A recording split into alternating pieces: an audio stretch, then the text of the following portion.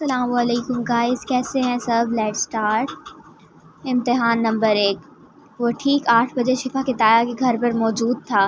سب سے پہلے اس کا ٹاکرا شہیر سے ہوا۔ سلام صالح صاحب، علی نے اس کو بلند آواز میں سلام کیا۔ وعلیکم السلام، کیسے ہو؟ اس نے مسکراتے ہوئے پوچھا۔ بہت بے غیرت ہو، آپ سنائیں؟ شہیر ہنس دیا۔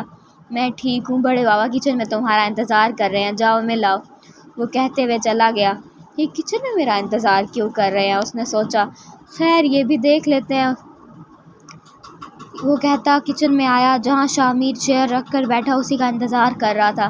ہیلو سسر جی، علی کی آواز پر اس نے سر اٹھا کر دیکھا۔ بلو جینز پر ریڈ ٹی شرٹ پہنے اور سر پر ریڈ ہی کیپ لگائے وہ شرارتی مسکراہٹ کے ساتھ اسے ہی دیکھ رہا تھا۔ ہیلو کیا ہوتا ہے؟ سلام کرتے ہیں، شامیر نے جتایا۔ سلام سسر جی، اس نے فوراً وعلیکم کہا۔ یہ وعلیکم کیا ہوتا ہے سسر جی؟ سلامتی تو پوری بھیجیں، تم مجھ پر آدھی سلامتی بھیجو اور میں مفت تم پر پوری سلامتی بھیج دوں۔ شامیر نے اس کے صرف سلام کہنے پہ چوٹ کی۔ سوری سسر جی، اس نے جھٹ کان پکڑے۔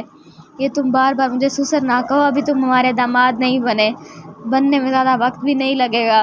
اچھا زیادہ فضول نہ بولو، اپنا کام سنو، شامیر نے اس کی فوجی کی رفتار سے چلتی زبان سے تنگ آ کر کہا۔ کیا کرنا ہے مجھے؟ اس نے سکون سے پوچھا۔ میں دیکھنا چاہتا ہوں کہ تم میری بیٹی کے لیے ناشتہ اور کھانا وغیرہ بنا سکتے ہو یا نہیں، اسی لیے آج تم میرے لیے ناشتہ بناؤ، بس اتنی سی بات۔ ابھی آپ کے لیے ٹوسٹ گرم کرتا ہوں، چائے بنا دیتا ہوں۔ مجھے ٹوسٹ اور چائے نہیں بلکہ پراٹھا اور فرائی انڈا چاہیے، کیونکہ شفا بھی روز یہی ناشتہ کرتی ہے۔ اب جس دن اس کا ناشتہ بنانے کا دل نہیں ہوگا تو کیا وہ بھوکی رہے گی؟ تو تمہیں کم از کم ناشتہ بنانا تو آنا چاہیے۔ جس دن اس کا دل نہیں ہوگا ناشتہ بنانے کا، اس دن ہم باہر سے آرڈر کر لیں گے، سمپل۔ اس نے کندھے اچکائے۔ میری بیٹی باہر کا کھانا نہیں کھاتی، اس نے چبا چبا کر کہا۔ تو میں کوک رکھ لوں گا، ہر مسئلے کا حل موجود تھا اس کے پاس۔ شامیر کھڑا ہوا، 2 قدم چل کر اس کے قریب آیا۔ میں لاؤنج میں ہوں، مجھے 15 منٹ میں ناشتہ لا کر دو، اس نے بات ہی ختم کر دی اور چلتا بنا۔ چلو پہلے چائے بناتا ہوں۔ اس نے پاس پڑا پین اٹھایا اور اس میں 1 کپ پانی ڈال کر اسے چولہے پر چڑھا دیا۔ پھر جیب سے موبائل نکال کر شفا کو کال کرنے لگا۔ 1-2 بیل جانے کے بعد ہی اس نے فون اٹھا لیا۔ ہیلو شفا، کہو کیسا جا رہا ہے امتحان؟ اس نے شوخی سے پوچھا۔ بہت زبردست، میری حالت اس بہو کی سی ہو گئی ہے جو اپنی سانس نندوں کے نرغے میں پھنس جاتی ہے، اس نے منہ بسورتے ہوئے کہا تو وہ ہنس پڑی۔ ہنسنا بعد میں، پہلے یہ بتاؤ کہ چینی اور دودھ اور پتی کہاں ہیں؟ چینی، دودھ اور پتی سنک کے اوپر والے کیبنٹ میں ہے، جبکہ چائے کے کپ الٹے ہاتھ کے دوسرے کیبنٹ میں ہیں۔ اوکے، اس نے فون کان سے لگائے ہی کیبنٹ کھولا۔ شفا، یہاں تو صرف مسالے ہیں، کیا تم ٹھیک سے دیکھو، نہیں میں اندھا ہوں کیا؟ مطلب بڑے بابا نے سیٹنگ چینج کر دی؟ اس نے پرسوچ لہجے میں کہا۔ بڑے سمارٹ ہیں یار تمہارے تایا تو۔ خیر میں بھی علی ہوں، فکر نہ کرو، اس نے مسکراتے ہوئے کہا اور فون کاٹ دیا۔ اس نے تھوڑی محنت کے بعد سارا سامان ڈھونڈ ہی لیا اور تھوڑی دیر بعد وہ شامیر کے سامنے حاضر تھا جو بیٹا اخبار پڑھ رہا تھا۔ یہ لیجیے آپ کا گرم گرم ناشتہ۔ علی نے ٹرے اس کے سامنے رکھی تو اس نے اخبار سائڈ پر رکھ کر اپنے سامنے رکھی ٹرے دیکھی اور اگلے ہی لمحے اسے جھٹکا لگا۔ ٹرے میں 2 عدد ٹوسٹ اور 1 کپ چائے پڑی تھی۔ یہ کیا ہے؟ اس نے حیرت سے پوچھا۔ ناشتہ ہے سسر جی، میں نے تم سے یہ ناشتہ نہیں مانگا تھا، اس نے غصے سے پوچھا۔ نہیں، لیکن جو آپ نے مجھ سے مانگا تھا وہ مجھے بنانا نہیں آتا، وہ سکون سے کہتے ہوئے شامیر کے سامنے بیٹھ گیا۔ تو پھر تم جا سکتے ہو۔ جی چلا جاؤں گا، لیکن پہلے آپ اس کاغذ پر اپنے دستخط کر دیں۔ اس نے شاویز کا دیا ہوا کاغذ اس کے سامنے کیا۔ کیوں؟ میں نے جب پاس ہی نہیں کیا تو میں دستخط کیوں کروں؟ پاس تو آپ کو مجھے کرنا ہی ہوگا، اس نے اطمینان سے کہا۔ ورنہ کیا کر لو گے؟ وہ بھی اتنے ہی آرام سے بولا۔ ورنہ میں جاؤں گا امانت انکل یعنی آپ کے ڈیڈ کے پاس اور ان کو بتاؤں گا کہ ہائی بلڈ پریشر کا مریض ہونے کے باوجود آپ نے آج انڈا پراٹھا کھانے کی فرمائش کی ہے، جبکہ کل رات ہی شوٹ کر جانے کی وجہ سے آپ 4 گھنٹے ہاسپٹل میں گزار چکے ہیں، اور پھر جو ہوگا وہ تو آپ اچھے سے جانتے ہیں۔ علی نے آنکھوں میں شرارت سموئے ہوئے کہا۔ تم مجھے دھمکی دے رہے ہو؟ اس نے بے یقینی سے پوچھا۔ جی بالکل، وہ ڈٹھائی سے بولا۔ جاؤ بتاؤ، میں بھی دیکھتا ہوں کہ وہ تمہاری بات پر کیسے یقین کرتے، کیونکہ تم بھول رہے ہو کہ تم نے ہی انڈا بنایا ہے اور نہ ہی پراٹھا۔ تمہارے پاس کیا ثبوت ہے کہ میں نے ایسا کہا ہے؟ وہ بھی ایک عرصے نیب میں جاب کر کے آیا تھا۔ وہی تو سسر جی، میں دادا جان سے کہوں گا کہ آپ نے مجھ سے پراٹھے اور انڈے کھانے کی فرمائش کی، لیکن کیونکہ میں ایک نیک لڑکا ہوں اور آپ کی بہت فکر کرتا ہوں، اسی لیے میں نے آپ کو وہ ناشتہ بنا کر ہی نہیں دیا، اور آپ تو جانتے ہیں کہ آپ کے والد صاحب غصے میں کسی کا بھی لحاظ نہیں کرتے۔ اور جہاں تک رہی بات یقین کرنے کی تو وہ یقین ضرور کریں گے، کیونکہ آپ تقریباً روزانہ ہی ایسی فرمائش کرتے ہیں اور اس عمر میں بھی ان سے ڈانٹ کھاتے ہیں، اور وہ اپنی اولاد کو اچھے سے جانتے ہیں۔ شاہ میر کی شکل دیکھنے لائق تھی۔ تم آخر چاہتے کیا؟ اس نے چبا چبا کر پوچھا۔ زیادہ کچھ نہیں، بس آپ کے سائن، اس نے عاجزی سے کہا اور کاغذ شاہ میر کی جانب بڑھایا۔ شاہ میر نے ایک غصیلی نگاہ اس پر ڈالی اور اس کے ہاتھ سے کاغذ جھپٹا۔ یہ لو۔ شاہ میر نے سائن کر کے کاغذ اسے واپس کیا۔ Thanks sir ji, now enjoy your breakfast, وہ کہتا ہوا اٹھ کھڑا ہوا اور کمرے سے باہر جانے لگا۔ مجھ سے تو دستخط لے لیے ہیں، لیکن یہ بتاؤ شاویز سے کیسے لوگے؟ وہ تو تم سے کبھی نہیں ہار سکتا، شاہ میر نے طنز سے کہا۔ دیکھتے ہیں، وہ مسکراتے ہوئے باہر نکل گیا۔ اس کے جانے کے بعد ہی شاہ میر نے ایک نظر ناشتے کو دیکھا اور اگلے ہی لمحے ہنس پڑا۔ ان کے گھر کو ایسے ہی داماد کی ضرورت تھی، مطلب آپ راضی ہیں؟ اگلے ہی لمحے علی کا منہ دروازے سے نمودار ہوا تھا۔ تم گئے نہیں؟ وہ حیران ہوا۔ نہیں، آپ کے ہنسنے کی آواز سن کر واپس آ گیا۔ جلدی بتائیں، آپ دل سے راضی ہیں؟ اس نے آنکھیں پٹپٹاتے ہوئے معصومیت سے کہا تو وہ پھر سے ہنس دیا۔ ہاں ہاں راضی ہوں، شاہ میر نے ہنستے ہوئے کہا۔ لو یو سر جی، وہ اسے فلائنگ کس دیتے ہوئے وہاں سے چلا گیا، جبکہ اس کے جانے کے بعد شاہ میر کتنی دیر بیٹھا ہنستا ہی رہا تھا۔ وہ اپنے روم میں بیٹھی ناخن فائل کر رہی تھی جب حمزہ وہاں داخل ہوا۔ حمزہ تم کب آئے؟ وہ اسے دیکھ کر خوش ہوئی۔ بس تمہاری یاد آ رہی تھی تو چلا آیا، وہ کہتے ہوئے حریم کے برابر میں بیٹھ گیا۔ ابھی کل ہی تو ملی تھی میں تم سے، وہ حیران ہوئی۔ کل ملی تھی نا، آج تو نہیں ملی۔ خیر میں تمہیں لینے آیا ہوں۔ تم نہ بھی آتے تو میں آ ہی جاتی، آمنے سامنے گھر ہونے کی وجہ سے روزانہ ہی حریم وہاں آ جاتی تھی۔ ہاں آ جاتی، اور پھر 1-2 گھنٹے میں واپس بھی چلی جاتی۔ میں تمہیں لے کر جا رہا ہوں، اب تم 3-4 دن سے پہلے واپس نہیں آؤ گی۔ 3-4 دن تو زیادہ نہیں ہو جائیں گے؟ کوئی نہیں، میں نے کہہ دیا ہے کہ تم رک رہی ہو تو بس اب تمہیں رکنا ہی ہوگا۔ اچھا بھائی ٹھیک ہے، پہلے میں حیدر سے پوچھ لوں۔ کیا مطلب؟ اس سے پوچھنے کی کیا ضرورت ہے؟ وہ میرا شوہر ہے، اس سے اجازت لیے بنا کیسے جا سکتی ہوں؟ جی ہاں، یہ وہی حریم تھی جس نے حیدر کو ڈرا کر رکھا ہوا تھا۔ اچھا، وہ اتنا بڑا ہو گیا کہ تم اس سے اجازت لو گی؟ حمزہ نے حیرت سے پوچھا۔ حمزہ بدتمیزی نہیں کرو، کوئی ضرورت نہیں ہے اسے اجازت لینے کی، بہت زیادہ بھی ہوا تو فون کر کے اطلاع دے دینا بس۔ چلو میں بتا دیتی ہوں اس کو، اس نے ہنستے ہوئے کہا۔ خود سے بتانے کی ضرورت نہیں ہے، جب وہ خود فون کرے گا تو بتا دینا، حمزہ نے گویا احسان کیا۔ تمہیں کیا ہو گیا ہے؟ مجھ سے حیدر کی اتنی عزت برداشت نہیں ہو پا رہی۔ ہاں حریم ہنسنے لگی۔ اچھا اب چلو بھی، مجھے سامان تو باندھنے دو۔ سامان کی فکر نہیں کرو، ایسے ہی چلو، سامان تمہارا پرسنل ملازم لے آئے گا۔ میرا پرسنل ملازم کون؟ حریم حیران ہوئی۔ حیدر اوان، حمزہ نے مزے سے کہا۔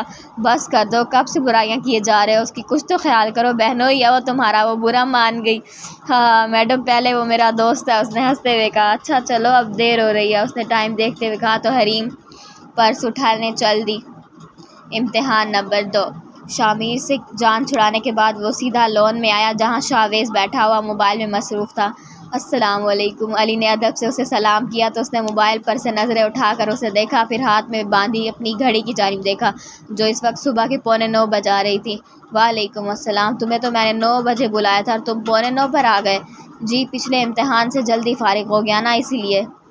ڈسپلن نام کی بھی کوئی چیز ہوتی ہے کہ نہیں؟ جو وقت دیا ہے اس سے 15 منٹ پہلے آئے ہو، یہ کون سا طریقہ ہے؟ علی پہنچ جگہ رہ گیا، لوگ دیر سے آنے پر ڈانٹتے اور یہ اسے پہلے آنے پر سنا رہا تھا۔ خیر اب تم نے غلطی کر ہی دیا تو سزا بھی بھگتنا ہوگی۔ کیا سزا؟ اس نے پوچھا تو شاویز اٹھا اور جیبوں میں ہاتھ ڈال کر اس کے مقابل کھڑا ہوا۔ میں تم سے 250 پیشس لگوانے کا ارادہ رکھتا ہوں۔ پش اپ، سوری، اور یہی تمہارا امتحان ہے۔ لیکن کیونکہ اب تم وقت سے پہلے آئے ہو تو تمہیں 5 پش اپس لگانی ہوں گی۔ وہ سب تو ٹھیک ہے، لیکن پش اپ سے ہوگا کیا؟ مطلب یہ کہ میں نے شاہ میر انکل کے لیے ناشتہ بنایا۔ یہ بات سمجھ آئی کہ وہ یہ دیکھنا چاہتے کہ میں ان کی بیٹی کے لیے کھانا پکانے کا کام کر سکتا ہوں یا نہیں۔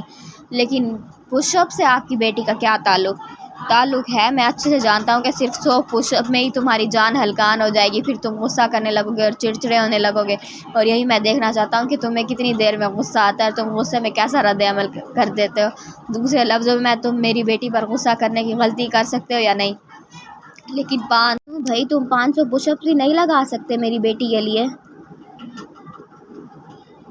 اس نے فخر سے کہا کہ جانتے ہو میں نے اپنی بیوی کی خاطر چھت سے چھلانگ لگائی تھی۔ ہاں، پیٹ پر رسی باندھ کر۔ تمہیں کس نے بتایا؟ کہا تو ہے پوری ہسٹری پڑھ کر آیا ہوں آپ لوگوں کی، زیادہ بکواس نہیں کرو، بس یہ بتاؤ کہ پش اپس لگا سکتے ہو کہ نہیں؟ ٹھیک ہے پھر میں پش اپ لگانے کو تیار ہوں۔ آپ نے صحیح کہا کہ شفا کے شوہر کو کم از کم بھی 500 پش اپ تو لگانی آنی چاہیے، بھلے میں شفا کے تایا 50 پش اپ بھی نہ لگا سکے۔ اس نے سر ہلاتے ہوئے کہا تو شاویز کو آگ ہی لگ گئی۔ کیا مطلب ہے تمہارا؟ ہاں میں اس عمر میں بھی تم سے زیادہ فٹ ہوں، وہ تو آپ کہہ رہے ہیں، لیکن حقیقت تو یہ ہے کہ آپ بوڑھے ہو چکے ہیں، آپ 50 پش اپ بھی نہیں لگا سکتے۔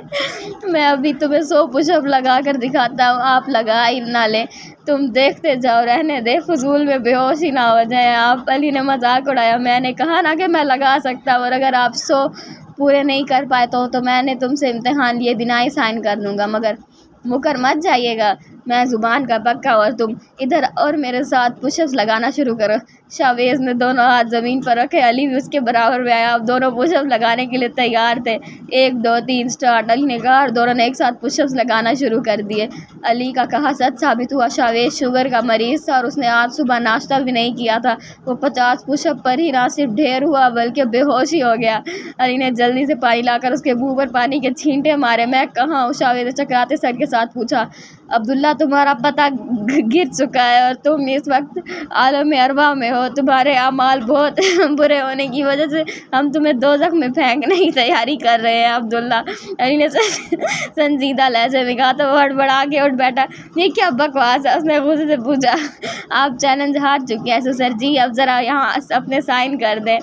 اس نے کاغذ شاویز کی طرف بڑھایا تو اس نے جھپٹتے ہوئے کاغذ اس سے لیا۔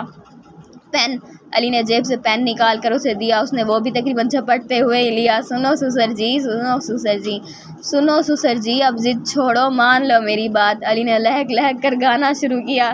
شٹ اپ، شاویز نے اسے غصے سے کہا تو وہ چپ ہوا۔ اس نے سائن کر کے کاغذ آگے اس کی جانب بڑھایا اور کھڑا ہوا۔ علی بھی کھڑا ہو گیا۔ یہ لو اور دفع ہو یہاں سے۔ علی نے سنجیدگی سے کاغذ اس سے لیا، وہ بہت سنجیدہ تھا، لگتا ہے برا مان گیا۔ شاویز کو اپنے لہجے کی سختی کا احساس ہوا، لیکن وہ نہیں جانتا کہ اس کے سامنے کھڑے انسان کو اوپر والے نے انتہائی ڈھیٹ قسم کی مٹی سے بنایا ہے۔ وہ کاغذ لے جانے لگا، لیکن اگلے ہی لمحے وہ پلٹا اور شاویز کے سامنے آ کر کھڑا ہوا۔ کیا ہوا؟ شاویز نے حیرت سے پوچھا۔ لیکن سنو سسر جی، اب ضد چھوڑ دو، مان لو میری بات، دلہن تو جائے گی دولہے راجا کے ساتھ، دلہن تو جائے گی دولہے راجا کے ساتھ۔ علی نے بھنگڑا ڈالتے ہوئے گانا بقیہ حصہ مکمل کیا اور ناچتے گاتے بھنگڑا ڈالتے وہاں سے چلا گیا۔ بے غیرت شاویز نے دانت کچکچاتے ہوئے لون میں رکھی ٹیبل پر ہاتھ مارا تھا۔ تم سچ کہہ رہے ہو حمزہ؟ حریم نے حیرت سے اس سے پوچھا۔ ہاں، امی اور ابو شام میں جائیں گے اور تم بھی جاؤ گی ان کے ساتھ، حمزہ نے بتایا۔ مجھے تو یقین نہیں آ رہا کہ میں اپنے بھائی کے لیے اپنی بیسٹ فرینڈ کا رشتہ لے کر جاؤں گی، اس نے خوشی سے کہا تو وہ مسکرایا۔ اچھا اب تم نکلو یہاں سے، مجھے تیار بھی ہونا ہے، حریم نے اسے وہاں سے چلتا کیا۔ جا رہا ہوں۔ وہ اٹھ کر باہر آیا تو اسے موبائل پر کال آنے لگی، اس نے دیکھا تو حیدر فون کر رہا تھا۔ ہیلو، اس نے موبائل کان سے لگا کر پوچھا۔ میری بیوی کو اغوا کر کے کہاں لے گیا ہے تو؟ حیدر کی شریر آواز آئی۔ تمہاری بیوی میرے قبضے میں، اگر اسے صحیح سلامت دیکھنا چاہتے ہو تو واپسی پر 1 عدد لارج سائز کا پیزا لیتے آنا۔ اوکے برو، اس نے ہنستے ہوئے کہا اور فون کاٹ دیا۔ وہ بھی ہنس دیا۔ امتحان نمبر 3۔ وہ شامیر کے گھر سے نکل کر شاذل کے گھر آیا۔ سامنے ہی شفا صوفے پر بیٹھی کانوں میں ہیڈ فون لگائے گانے سننے میں مصروف تھی۔ یہاں میں اس کے لیے ہلکان ہو رہا ہوں اور یہ بیٹھی گانا سن رہی ہے، اس نے جل کر سوچا اور اس کے پاس آیا۔ ہیلو میڈم، اس نے شفا کی آنکھوں کے سامنے ہاتھ ہلایا تو اس نے جلدی سے ہیڈ فون کانوں سے اتارا۔ تم یہاں؟ وہ حیران ہوئی۔ تیسرا امتحان دینے آیا ہوں۔ واقعی تم پہلے 2 میں پاس ہو گئے؟ علی مرتضیٰ کبھی فیل نہیں ہو سکتا، اس نے شان بے نیاز سے کہا۔ یہ تو ہے، شفا نے تائید کی۔ ویسے تمہارے ابا بھی کیا تمہارے تایاؤں کی طرح ہیں یا ان کے اندر تھوڑی انسانیت پائی جاتی ہے؟ اس نے رازداری سے پوچھا تو شفا نے اسے گھورا۔ بابا اسٹڈی روم میں بیٹھے ہیں، جا کر مل لو۔ اوکے، وہ اسٹڈی روم میں چلا آیا جہاں شاذل اسی کا ویٹ کر رہا تھا۔ آ گئے تم؟ اسے دیکھ کر شاذل نے خوشی سے پوچھا۔ السلام علیکم انکل، کیسے ہیں آپ؟ وہ ادب سے کہتا اس کے سامنے بیٹھا۔ یہ لو چائے پیو اور کچھ کھا لو۔ اس نے کھانے کی ٹرے جس میں کچھ کیک وغیرہ رکھے ہوئے تھے، 1 کپ چائے اس کی جانب بڑھایا۔ اللہ کا شکر ہے کسی کو تو میرا خیال ہے، قسم سے صبح سے کچھ نہیں کھایا، علی نے کیک کا ٹکڑا منہ میں ڈالتے ہوئے کہا۔ مجھے معلوم تھا، شاذل ہنسا۔ اب میرا کیا امتحان لیں گے؟ اس نے چائے کا سپ لیتے ہوئے پوچھا۔